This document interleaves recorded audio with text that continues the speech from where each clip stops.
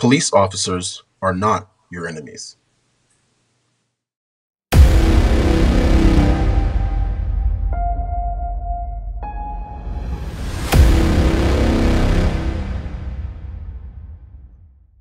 Howdy, y'all. Welcome back. We appreciate you taking this time once again to join us for episode 7. If this is your first video, please feel free to like, share, and subscribe, and press the bell down below so you're updated on all future notifications. So the topic at hand today is really the notion of what public sentiment is towards our law enforcement officers.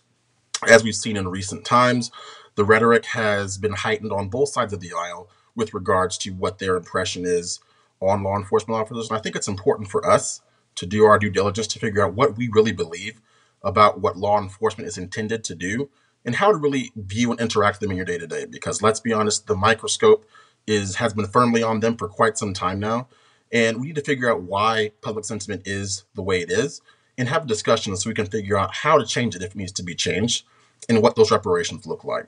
So I want to throw it to Eddie now, and I wanted you to get your take, Eddie, on really what you think about what the public sentiment has become towards law enforcement officers, what you think the real issues are behind those, and why you think that the level of acrimony specifically towards law enforcement officers has been heightened in recent times.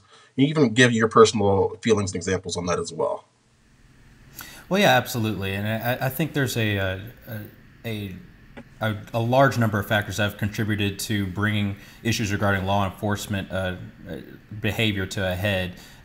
Chief among them being just the proliferation of social media. Obviously, we see these incidents that would likely have been confined to local news in years past now come to the fore on the national level and being parsed and analyzed by people from sea to shining sea and around the world as well. So the scope of what a law enforcement officer and what civilians by extension have to deal with regard to national perception has really been heightened in each and every single interaction.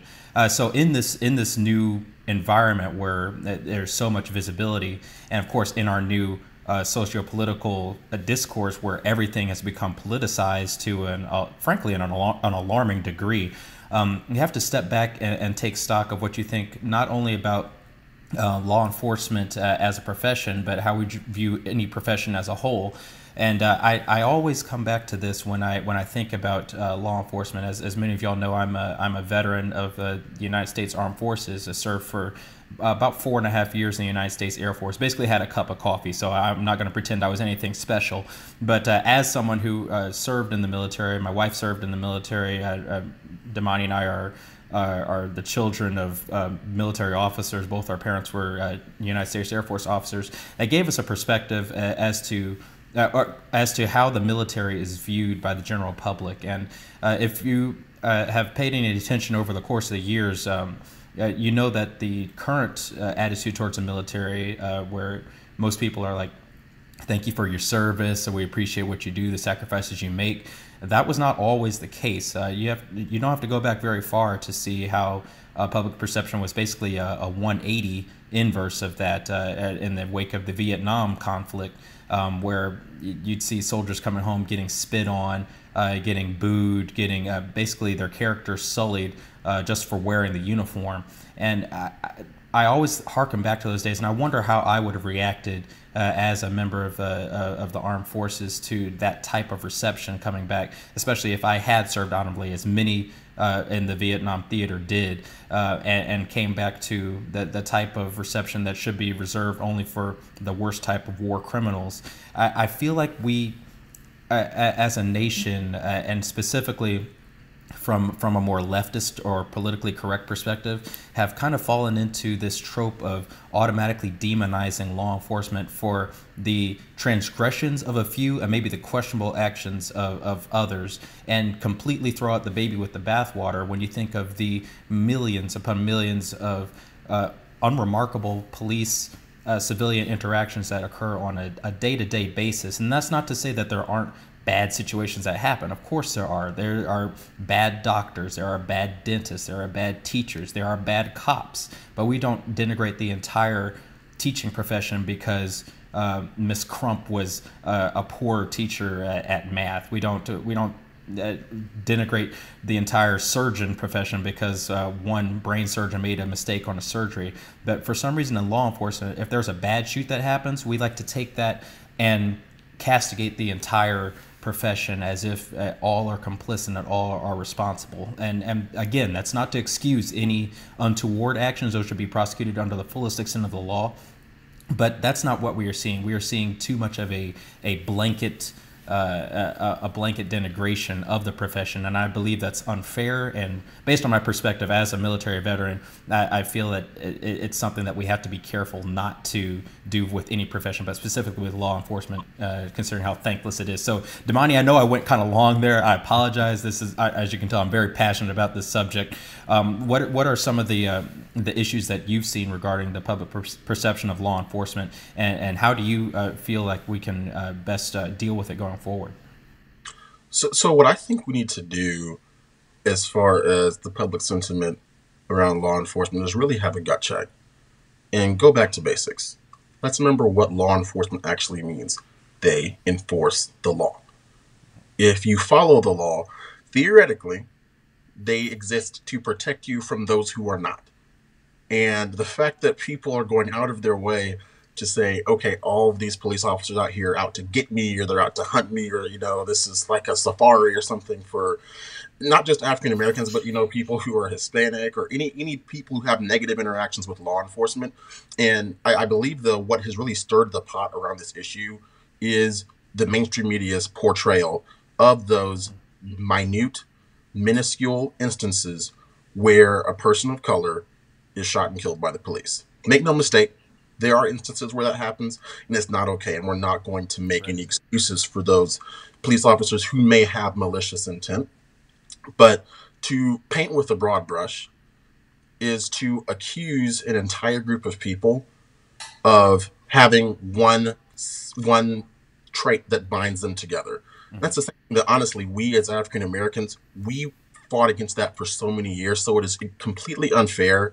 And honestly, it's very duplicitous for us to say we don't want to be stereotyped a certain way, and then turn around and assign those stereotypes of negativity towards another group of people. Now, bear in mind, there are those instances, like we said before, where there are police officers who do harbor ill will or malevolence towards people of color or any minority group, whatever you will.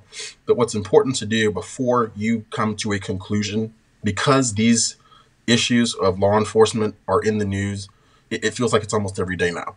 Because that happens, what's important for you to do is do your research first and be very wary about being misinformed. Because let's be honest, we're all adults. We're pretty smart people, right? Ostensibly. But when something happens that's negative around law enforcement, immediately you begin hearing aspersions being cast from one side to the other side. And it's almost as if before you even know the facts, but even before footage is released, you've already made up your mind because of what you have been told to believe by the powers that be. And it's up to you to do your due diligence and figure out, okay, what really did happen? And make sure that you're not rushing to conclusions, because no one is allowed to be judge, jury, and executioner. And I think when we rush to judgment around police-motivated incidences, where something negative does happen, that we don't want to automatically ascribe and think the worst of someone else, because that's not what we would want in return as well. Eddie, what are your thoughts around that issue as well?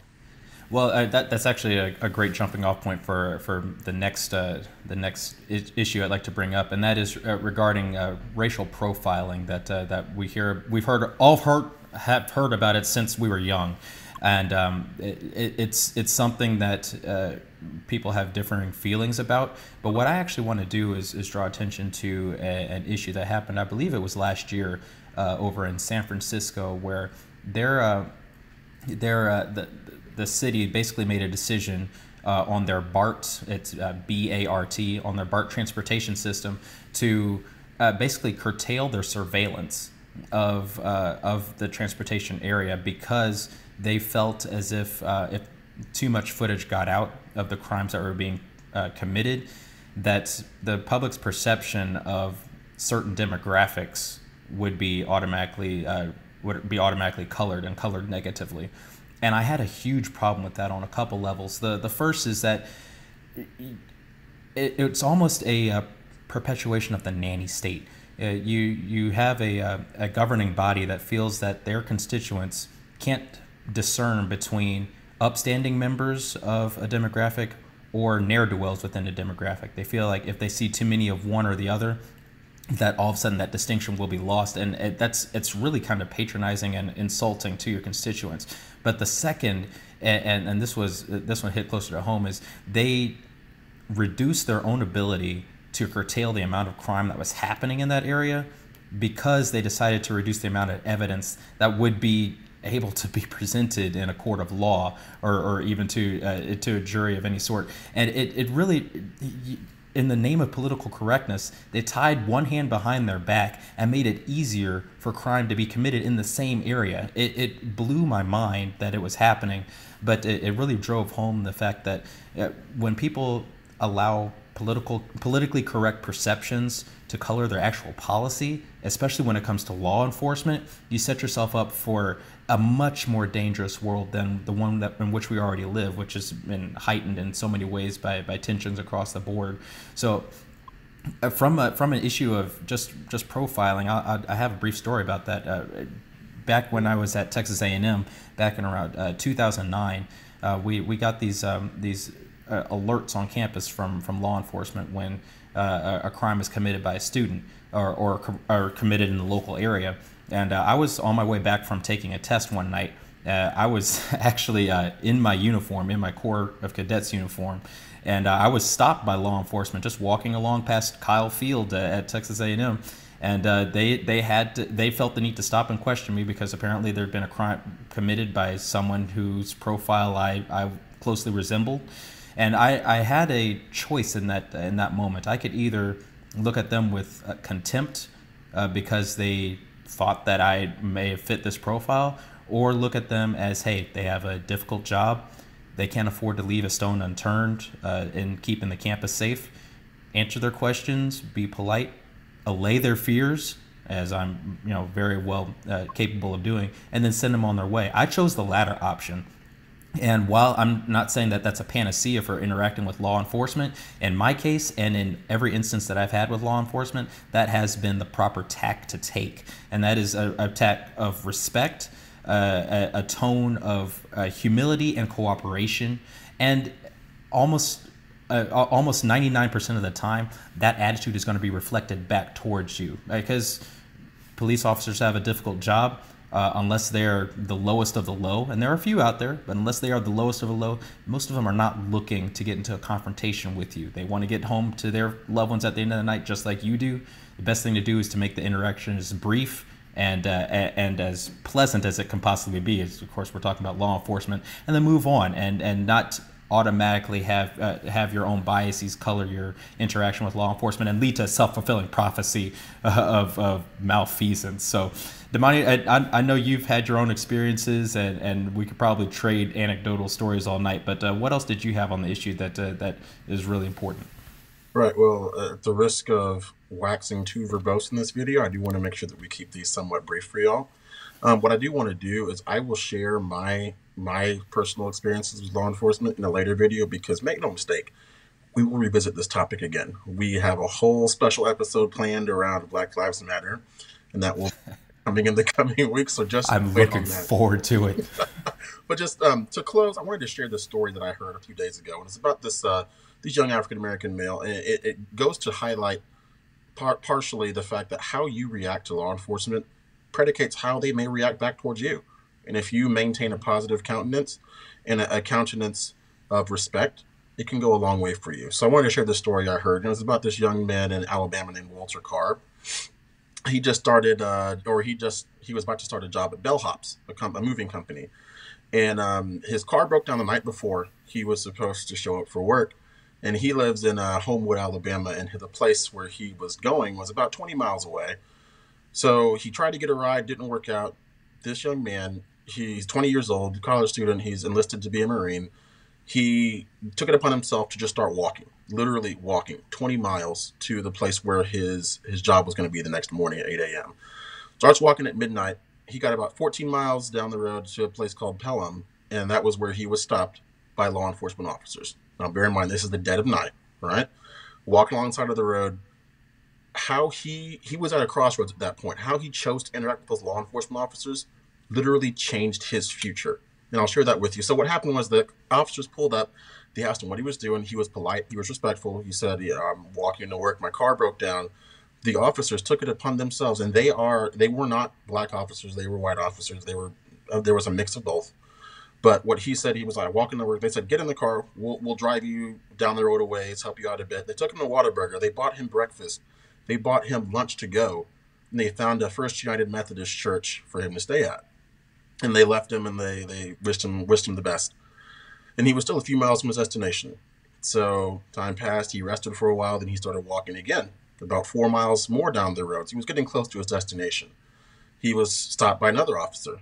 And the officer asked him what he was doing, or he asked who he was. And when the news had already started to make the rounds about who this young man was. He was polite, respectful again. The officer picked him up and drove him to his place of employ for that day. Now, when he showed up at the door, the officer relayed the story. Walter was very respectful to the people who he was helping to move. And they posted the story online. And I say all that because at the end of it all, the CEO of Bellhops, the company, came down to meet Walter Carr and literally gifted him with his own personal vehicle to use indefinitely into the future. And I say that because if Walter had chosen to take his interaction with law enforcement and be inherently negative towards them or view them with contempt, that altered the entire trajectory of what was in store for him in the future. So I just wanted to share that story because I think that's completely relevant to what we're talking about. And how you choose to regard someone, you have no idea what doors that can open for you down the road. So we appreciate y'all taking this time. Now, we know it's a little bit of a longer video, but we have a lot to say. And trust me, this is actually a truncated version of what we actually really wanted to say. But just so you know, we do appreciate y'all taking time out of your days to support us. We're overwhelmed with gratitude with the support that we've received, with all the subscribers, all the views that we've received. Share it with a friend or someone who might think about things differently. That friend might disagree or agree. And if they disagree or agree, tell them to leave us a comment and tell us why anyway. We're looking for ways to improve. We want to foster a dialogue. Only way we're going to make free thought great again is if we are willing to have the conversation. Don't forget to like our new Facebook page, The Wright Brothers IPID, where you can participate in polls, see behind the scenes content, and be the first to know when we release our future videos. We are coming up on almost 10 episodes. I can't believe it, but episode 8 will be coming up in the coming days. We appreciate y'all taking this time once again. So without further ado, y'all have a great rest of the day. We appreciate the time. Thanks, and gig 'em. Thanks and gig 'em. The first revolution is when you change your mind about how you look at things and see that there might be another way to look at it that you have not been shown. The revolution will not be televised, and be no rerun, brothers and sisters. The revolution